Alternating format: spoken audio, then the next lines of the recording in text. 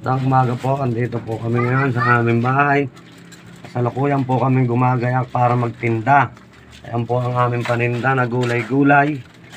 Mayroon pong talbos ng ampalaya, bunga ng kalabasa at pechay para mairaos po ang aming pambiling bigas o pangkain. Kaya andito po kami ngayon. Kami po ay magtitinda sa inyo.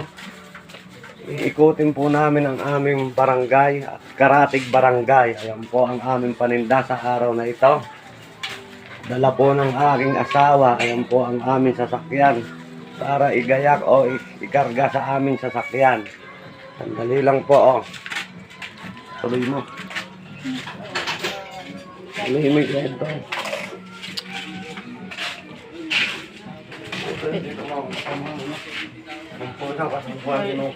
Ayan po.